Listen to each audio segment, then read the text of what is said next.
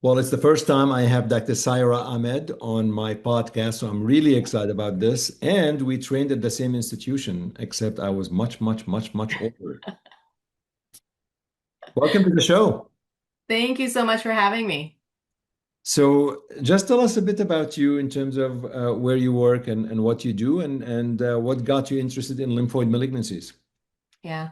So I am a professor in the Department of Lymphoma and Myeloma at MD Anderson in Houston, Texas, and I have a co-appointment in stem cell transplant and cellular therapy. My areas of interest are Hodgkin lymphoma, as well as CAR T cell therapy. So I'm the director of the CAR T program in the lymphoma myeloma program. And why did you decide to go the heme route when you were a fellow?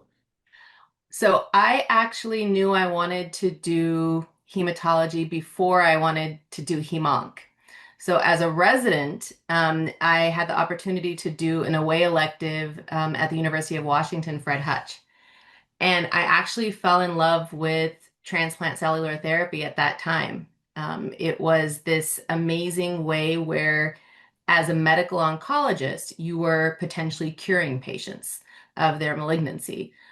Wasn't surgery, wasn't radiation, it was purely kind of something that was done by the medical oncologist.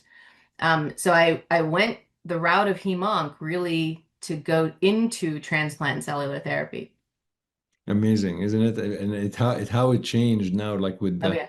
I mean, there was no even this CAR T thing was something of like sci-fi movie. I mean, if somebody told about CAR T in 2004, like what? Yeah. No, exactly. It was, I mean, it was in the lab and it was not yet even something that we talked about, clinically at all. Amazing.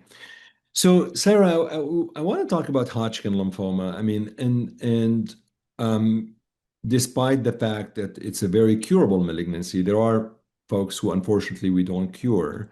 And a lot of my viewers and listeners ask about this disease just because I think there are nuances in managing how you approach this disease in early stage, advanced stage, and all of these things. So we'd like to simplify things. So what's when we are dealing with patients with Hodgkin lymphoma, um, how important is histology, first of all? I mean, back in my training, there were different histologies. This still matters in 2025, 2026? So I think it actually matters more today than it did in the past because while it was academic in discussion in terms of what histology a patient had, we didn't necessarily change treatment based upon that information, right? At the end of the day, we were still going to treat with chemotherapy and potentially add in radiation. Today, I think we have actually potential targets that are associated with certain histologies that may improve outcomes. So, for example, one of the areas of interest that I have in Hodgkin lymphoma is novel therapy, and I was fortunate enough to participate in the SWOG 1826 trial, which was a randomization between nivolumab plus AVD versus brentuximab vedotin plus AVD in AYA and adults. So it started with pediatric patients as young as 12 and went all the way to older adults. And Hodgkin lymphoma, is potentially a different disease in very young in compared to older patients. And one of the sub-analyses that we saw was that patients who had non-nodular sclerosis histologies and patients who were EBV positive actually had significantly better outcomes when adding in a checkpoint inhibitor. And there's certainly kind of a scientific background to that. But today, I think if there is a patient who has mixed cellularity, EBV positive disease, that would be someone preferentially I would want to treat with a checkpoint inhibitor in stage disease, but potentially now even in early stage disease, there are options that can utilize targeted therapy in checkpoint inhibition plus chemotherapy. So the histology today, I think, is much more important in how we treat patients than potentially it has been historically. That's very, very helpful. Thank you. So let's start with early stage disease, which, in general, it was stage one and two. Mhm. Um, What's happening there in terms of how you approach these patients in terms of therapy? Right. So I think, the thing to keep in mind is outcomes are excellent for most patients with early stage disease. And the main focus is to keep those excellent outcomes and potentially decrease late effects and toxicity. I think the newer treatment regimens that are including, nivolumab AVD plus radiation for early stage unfavorable bulky is definitely now an option, as well as the breach study, which demonstrated that BV, in addition to AVD and radiation, can also be a regimen that patients tolerate very well, but also have excellent outcomes. So I think, novel therapy is continuing to move to the frontline setting for both early stage and advanced stage Hodgkin lymphoma. I think the next question that's on the table is going to be, how do we potentially decrease the amount of therapy that we're giving? Can we get away with less therapy because we now have better agents to be utilized? And then there's also data that there's an abscopal effect between checkpoint inhibition and radiation. So can we potentially decrease exposure to chemotherapeutic agents if we're including nivolumab plus radiation? And a lot of those trials are kind of starting to come up. So, at least in my practice, for patients who do have early unfavorable Hodgkin lymphoma, I am prioritizing using a novel agent in their frontline therapy, if I'm able to, if there's no other contraindication. Radiation? Do we need radiation, you think? That's always been the question, right?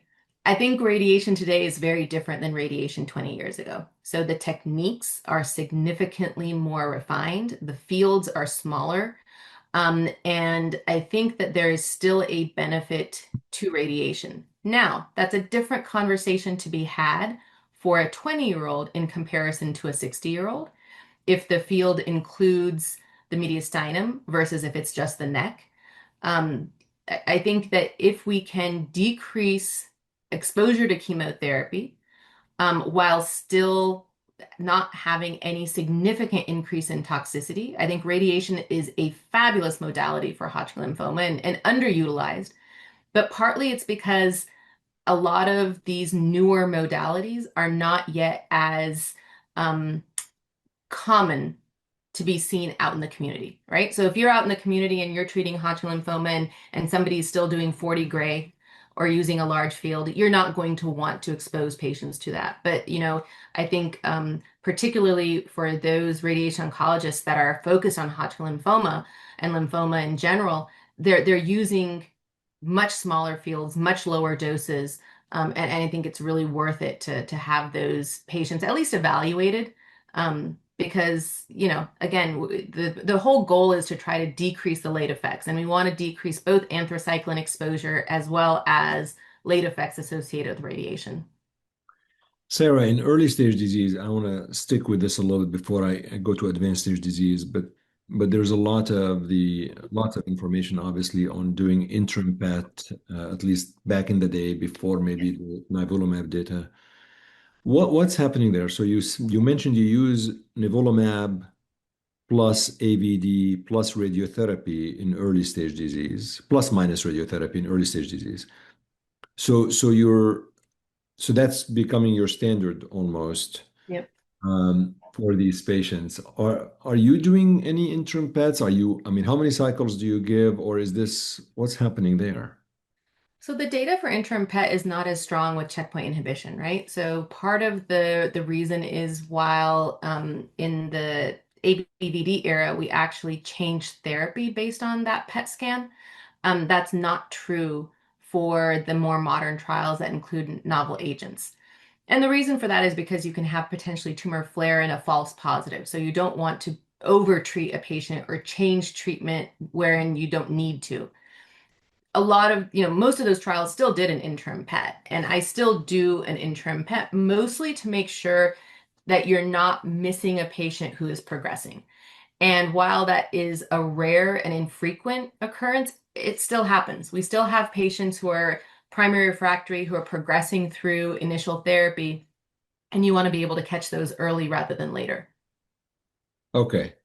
Um, but it's not like if somebody is in the community treating Hodgkin, he should use or she should use Nivo AVD plus radiotherapy in early stage disease, but interim PET is not necessarily going to drive decision. Don't need to do it, what you're saying.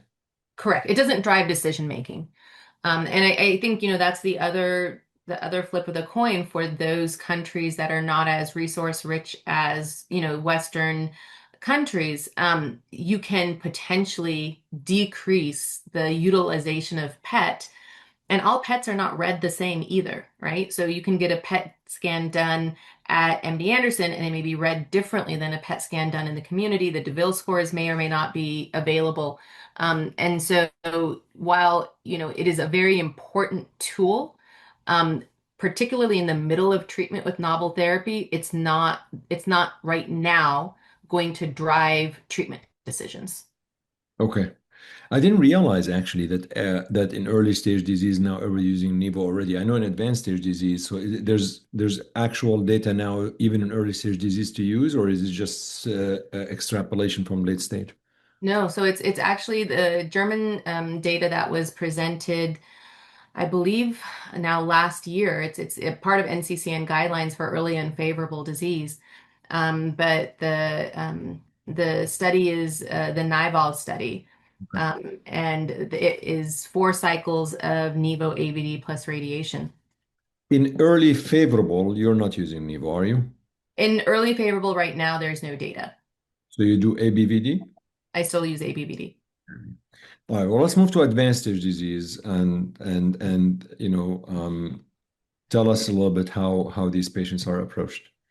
Yeah, so advanced stage disease, right now, again, you're going to have those patients who are young and have, disease that is, your goal for them is to get rid of their disease and have them live the rest of their lives, and hopefully with the least amount of late effects associated with their treatment. And then you have older patients who oftentimes may have more aggressive disease, but also have potential significant comorbidities that increase the risk of toxicity. There was a planned analysis associated with the SWOG 1826 trial looking at older adults, and Sarah Rutherford published this. And really, what you saw is not only a progression-free survival benefit, but an overall survival benefit in patients over the age of 60 who received Nivo AVD for advanced stage Hodgkin lymphoma. And a lot of that was driven by toxicity-related events. So brentuximab vedotin has neuropathy, has significant cytopenias associated with it, and the infection risk was increased. So particularly in advanced stage disease for older patients, Nivo AVD is my first choice, again, barring any contraindication. So if someone has a pre-existing autoimmune syndrome where I'm worried about, toxicity from the checkpoint inhibitor, that's a situation where I potentially may not want to use Nivo AVD.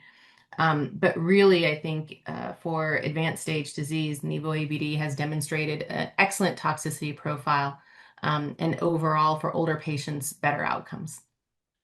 Can I just trouble you for folks who may not be familiar with SWOG 1826, who may be listening, maybe just quickly summarize what we're talking about? Yep. So SWOG 1826 was a cooperative group trial in which patients with advanced Hodgkin lymphoma, stage 3, stage 4, were randomized to either nivolumab, adriamycin, vinblastine, dacarbazine versus BV AVD, which is considered to be the current standard because of an overall survival benefit. And the patients were stratified by age, and the kind of goal was to assess progression-free survival and potentially, in the longer data follow-up, overall survival associated with these two regimens. It accrued very quickly, faster than kind of what was expected. It was open in multiple institutions as well as out in the community. It was one of the first trials where you had both a pediatric and adult cohort that was treated at the same time together with the same regimen. And what it demonstrated was earlier than expected a progression-free survival benefit for nivolumab AVD. And as we have seen in kind of other analyses around it, um, toxicity is better for older adults. There are subtypes, that we generally think that are hard to treat that have with Nivo AVD. And the 3-year follow-up was actually going to be presented at ASH this year by Alex Herrera. So there was survival benefit or no?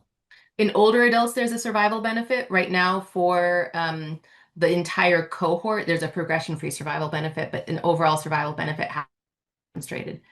Which, again, it's Hodgkin lymphoma, so that's a normal kind of outcome for trials. It takes a while to be able to see an overall survival benefit.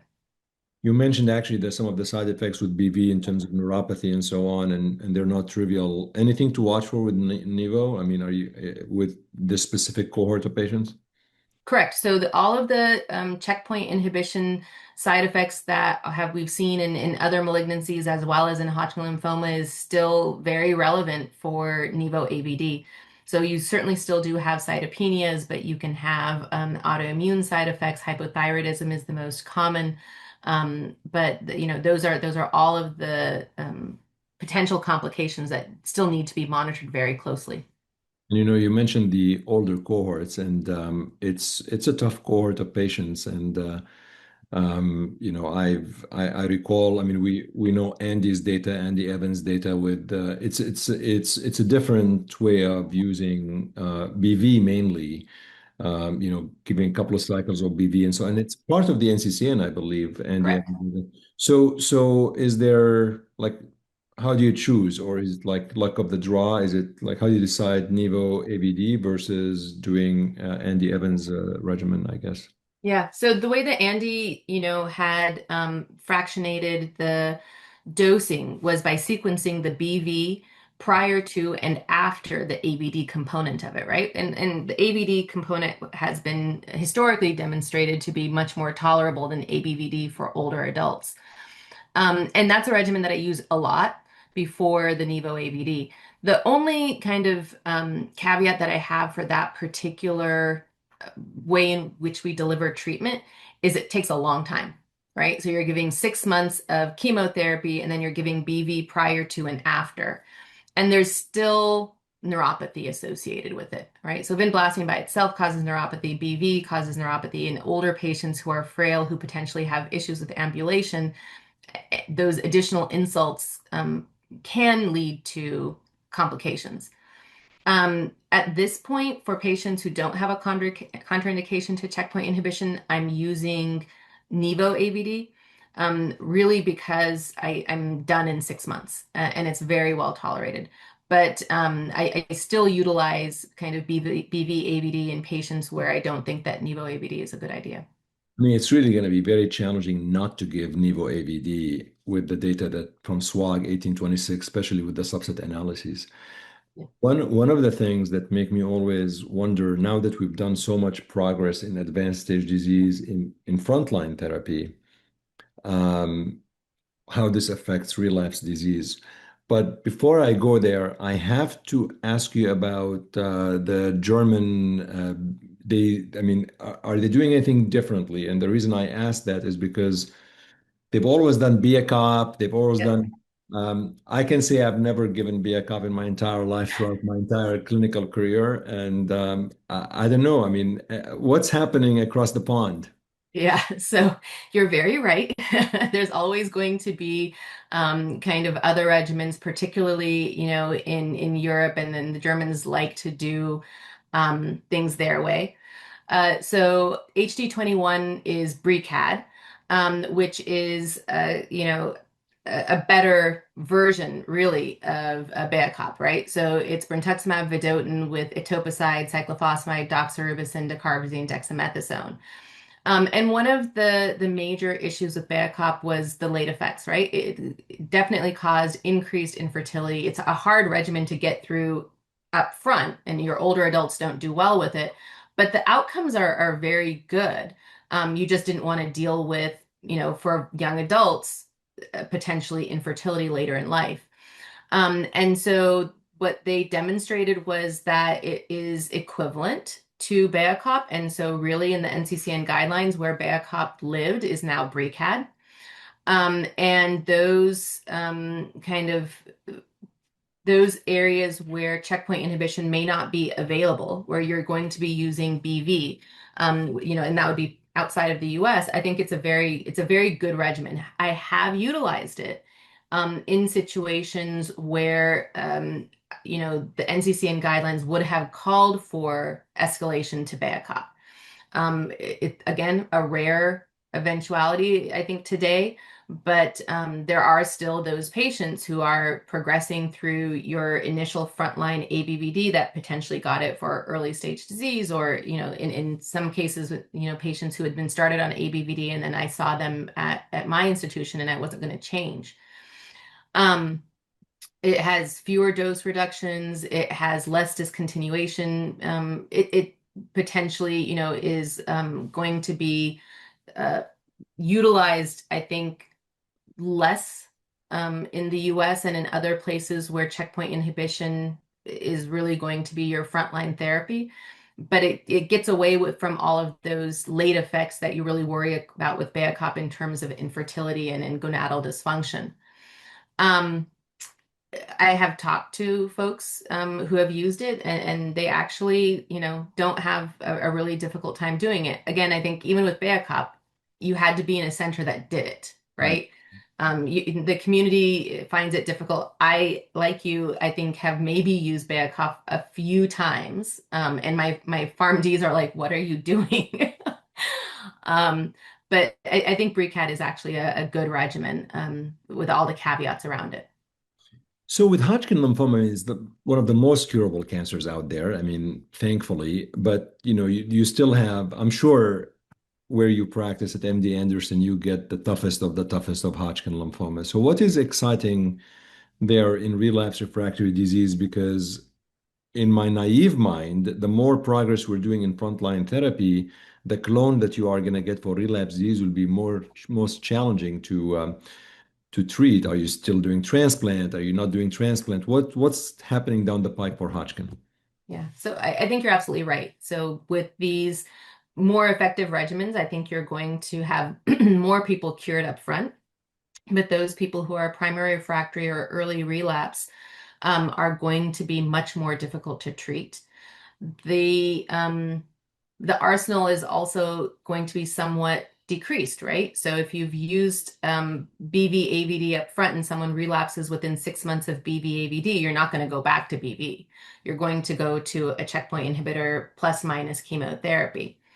I think if off of a clinical trial, patients who have primary refractory disease or early relapse or relapse in general, the answer is transplant. So some kind of salvage chemotherapy followed by autologous stem cell transplant. The data demonstrates that we do better with transplant today than we did historically with Hodgkin lymphoma, and part of that is specifically tied to checkpoint inhibition. So Dr. Desai presented this, I think, a couple years ago at ASH. It was a multi-center analysis looking at outcomes in patients who had received novel therapy at any time prior to autologous transplant versus historic controls who had not, and the outcomes are better. So the one thing that I make sure for a patient who's going to be moving forward to transplant, that they should have a regimen that has a checkpoint inhibitor in it if they have not been previously exposed. There is a cooperative group trial that should be coming out hopefully early next year through the Alliance, and SWOG is participating, which is looking to see if there are a group of patients that potentially could avoid transplant. So those patients with, a limited amount of disease that can potentially receive radiation plus a novel agent will be randomized to either a transplant versus no transplant arm. And for patients who are receiving transplant, they will be, again, randomized to either transplant as we would normally do it versus transplant plus kind of checkpoint inhibitor consolidation. So I think that will be a very interesting study. It's based upon Checkmate 744, in which AYA, mostly pediatric patients with limited stage disease at relapse received BV plus Nivo, a PET scan. If they were in CR, they received radiation, versus if they were not in CR, they received what was called induction with BV plus bendamustine. And if they attained a CR, then again went to radiation.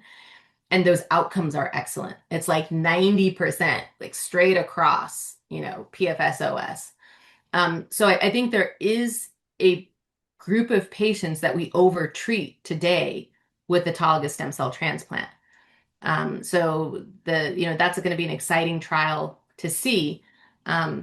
But there's always going to be those patients who have Hodgkin lymphoma that comes back after frontline therapy, that will need transplant. And I think transplant is a very good treatment for a certain cohort of patients.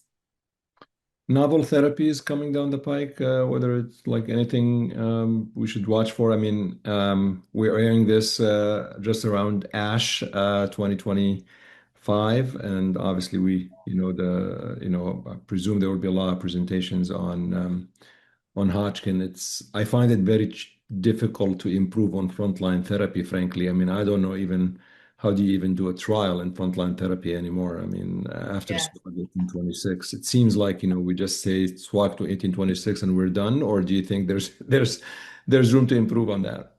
No, I think there's definitely room to improve, and I think a lot of the improvement needs to be on, can we de-escalate therapy? Are there better metrics to be able to quantify which patients are going to kind of have that CR and maintain it? There's going to be, and Alex Herrera actually presented data at ICML looking at ctDNA for Hodgkin lymphoma. So how do we use ctDNA and PET scans to potentially predict which patients need all of that therapy versus which patients can potentially stop early? Again, we want to try and decrease those late effects that happen 20 years from now, because patients with a history of Hodgkin lymphoma are not dying of their lymphoma, they're dying of heart disease, they're dying of vascular events. And that is still much higher than the general population. We aren't doing a good job at kind of getting people to be able to live the rest of their life as they would the general population. I think in terms of, where else are we going? Potentially there's new targets, right? So CD70 is a target that has been identified on Hodgkin lymphoma, and there is a trial that we have here at Anderson looking at CAR-NK that targets CD70 for Hodgkin lymphoma. I'm not sure whether that data is going to be presented at ASH this year, but it's definitely data to look for. It will be coming out soon. I think that's an effective target to look for and potentially go after. And the combinations of now these different novel therapies with what we already have, I think is also going to be interesting. AFM13, which is a NK bispecific CD30 targeted, it was also presented at ICML. So that is also, again, for relapsed refractory Hodgkin lymphoma after transplant, or not eligible for transplant, could be a pretty exciting next step.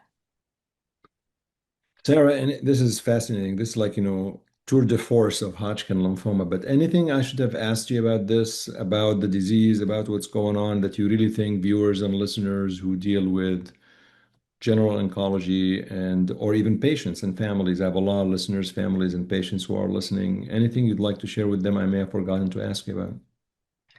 Well, I mean, I think the one thing that we often emphasize for patients who are coming to see us in the clinic is we want to mitigate kind of what's going to happen in the future.